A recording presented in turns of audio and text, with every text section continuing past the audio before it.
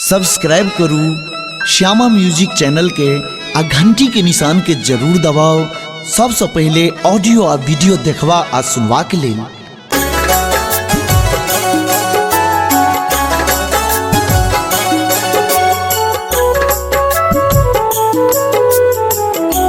अपने सब सुन रहल छी श्यामा म्यूजिक के प्रस्तुति।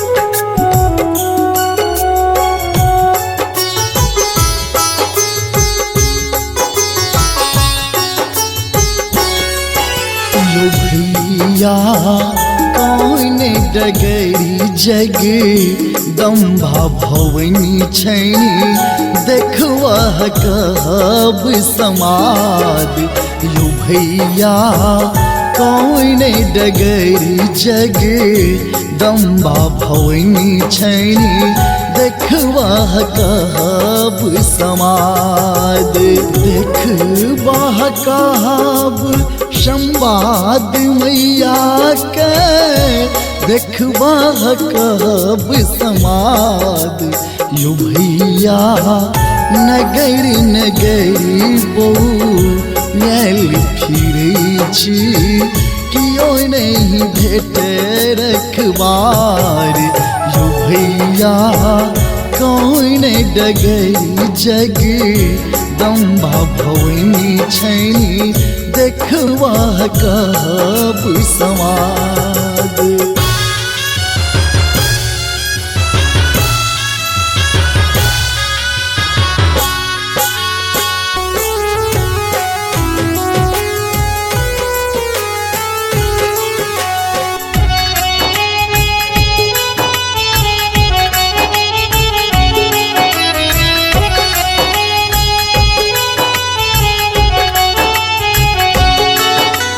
कौन अधिष्ठिरा जन्म दलनी माहे लिखलन केहन कपार। यो भैया कौन अधिष्ठिरा जन्म दलनी माहे लिखलन केहन कपार।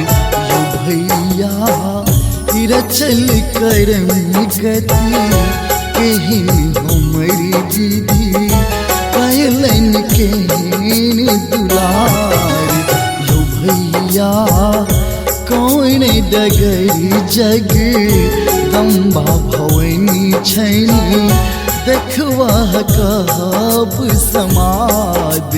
यो भैया कौन डगरी जग दम्भा भवनी छैनी देखवा कहब समाद।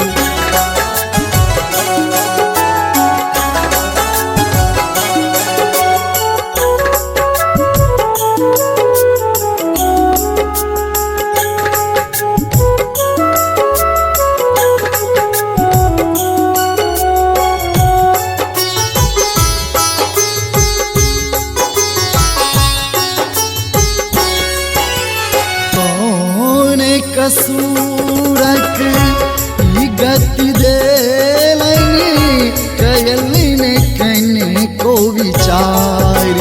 यो भैया कौन कसूरक गति देलनी कयलिन कने को विचार। यो भैया मनक मनोरथ मन ही रहित अछि हिनक कहनी व्यवहार। यो भैया कौन डगरी जग दम्भा भवनी छैनी देखवा कहब समाद। यो भैया कौन डगरी जग दम्भा भवनी छैनी देखवा कहब समाद।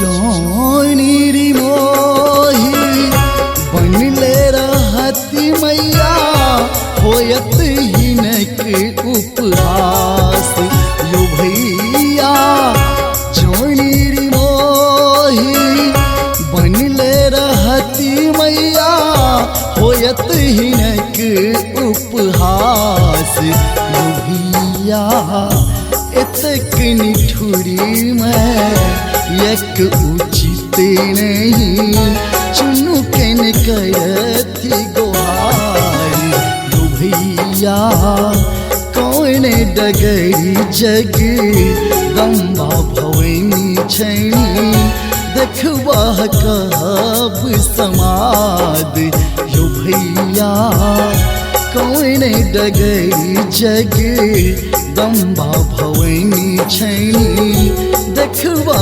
कहब समाद।